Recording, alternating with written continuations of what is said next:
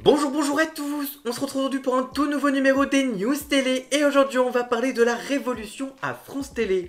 En effet, le 6 juin prochain, la télévision française va avoir une nouvelle numérotation, ce qui va entraîner des changements à France Télé, avec les logos des chaînes qui vont disparaître. Il y aura également une nouvelle grille de programme pour France 4 et une restructuration complète pour l'audiovisuel public. Et on en parle juste après le générique, c'est parti, c'est juste après ça.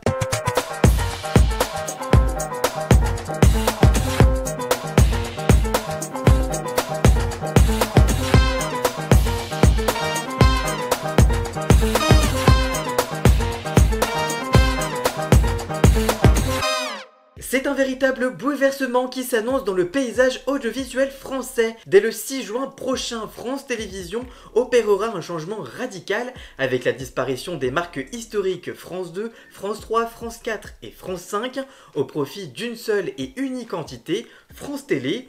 Cette transformation officialisée par Delphine Ernotte, la présidente de France Télévisions, lors d'une conférence de presse ce 25 mars, marque un tournant sans précédent dans l'histoire du service public audiovisuel français. Mais cette refonte va bien au-delà d'un simple changement de nom, elle s'inscrit dans une restructuration profonde inspirée du modèle anglo-saxon avec une ligne de mire, la création d'une super holding nationale baptisée France Média. Retour donc sur cette réforme majeure qui pourrait redessiner en profondeur l'univers de l'audiovisuel public en France. La décision prise par France Télévisions repose sur un constat simple, l'identification des chaînes sur les plateformes numériques est devenue de plus en plus complexe. Comme l'a expliqué Delphine Ernotte, cette uniformisation est une réponse aux évolutions des usages des téléspectateurs français. Je cite, « C'est la seule façon d'être identifié sur le digital ».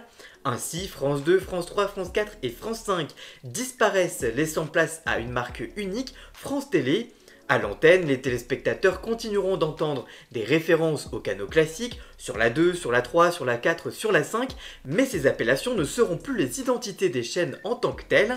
Cette stratégie rappelle celle adoptée il y a plusieurs années au Royaume-Uni où la BBC a fusionné ses différentes marques télévisuelles pour ne conserver qu'un seul label, supprimant les anciennes dénominations comme BBC 1, BBC 2.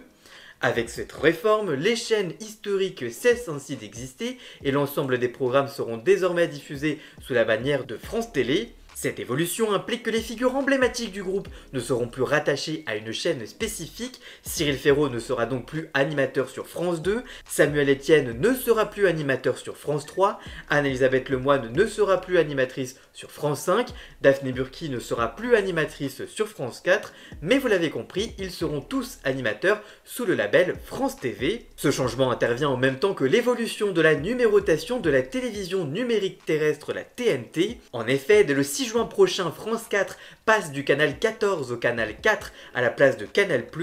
Une nouvelle grille de programmation sera dévoilée peu de temps avant. Pour l'instant, la direction assure que la stratégie éditoriale n'a pas vocation à changer énormément, mais plutôt à se renforcer à l'aide d'une offre augmentée. Au sein de France 4, l'offre jeunesse au coup sera renforcée avec davantage de récits longs et des longs métrages, mais également un nouveau journal hebdomadaire pour les 8-12 ans, ainsi que des documentaires. En soirée, la chaîne devrait continuer à proposer une offre culturelle éclectique et générale selon Michel Field, directeur de la culture et du spectacle vivant à France Télé. L'objectif est d'atteindre le jeune public et sa famille dans une écoute conjointe. A noter, dès le début du mois de juin, les audiences de France 4 seront de nouveau mesurées par Médiamétrie et donc évidemment ce sera retrouvé sur mon compte Twitter Romain Lactu Télé. Ces investissements s'appuient sur les bons résultats du groupe en 2024, notamment en raison des Jeux Olympiques et Paralympiques de Paris. Le groupe connaît depuis une baisse de son budget annuel. Delphine Ernotte, dont le mandat se termine fin août, évoque pour 2025 un marché publicitaire plus difficile. Je cite, « Je ne m'engage pas à l'équilibre cette année ». La présidence de directrice générale a par ailleurs indiqué avoir le temps pour se prononcer sur une éventuelle candidature afin de renouveler son mandat à la tête de France Télé. Derrière cette fusion des chaînes se cache une réforme bien plus ambitieuse portée par le ministère de la Culture sous la houlette de Rachida Dati. Selon un document interne révélé par le journaliste Adrien Schminter pour Challenge, le gouvernement prévoit la création d'une super holding nationale France Média destinée à centraliser l'audiovisuel public. Actuellement, France Télévisions est dirigée de manière indépendante, mais avec France Média, un nouvel organigramme hiérarchique se mettrait alors en place.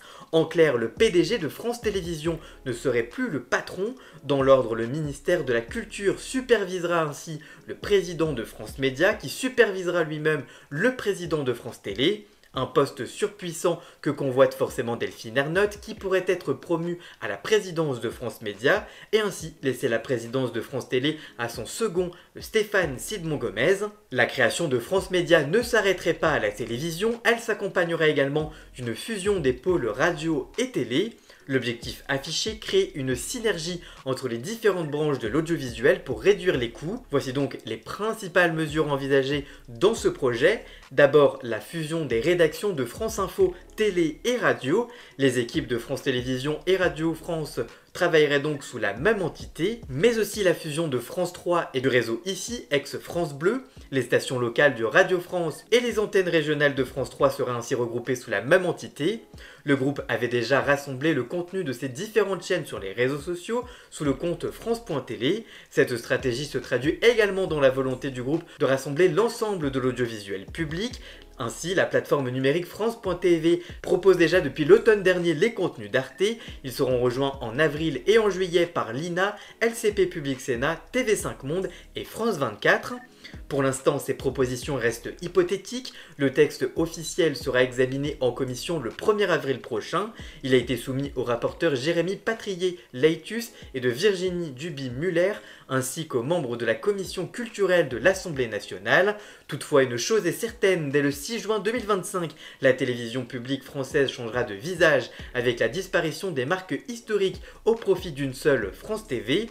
Reste à voir si la refonte totale du service public suivra et si France Média deviendra ainsi la nouvelle ORTF du 21e siècle. En tout cas, si ce projet se concrétise, il marquera la grande transformation du service public depuis des décennies, mais il soulève aussi de nombreuses questions. Cette uniformisation ne risque-t-elle pas de brouiller l'identité des chaînes? Quel impact sur les programmes et la diversité de l'offre? Et enfin, cette réforme entraînera-t-elle une réduction des effectifs et donc des suppressions de postes? En tout cas, les prochains mois seront cruciaux pour définir l'avenir de l'audiovisuel public français. En attendant, le 6 juin marquera une rupture historique, un tournant décisif pour le service public et une nouvelle ère pour les téléspectateurs. Et vous, que pensez-vous de cette idée de faire disparaître les logos des chaînes ainsi que de cette restructuration de France Télévisions? Allez-vous regarder France 4 à la rentrée avec cette nouvelle grille des programmes? Dites-moi tout ça dans les commentaires, je vous lirai bien évidemment.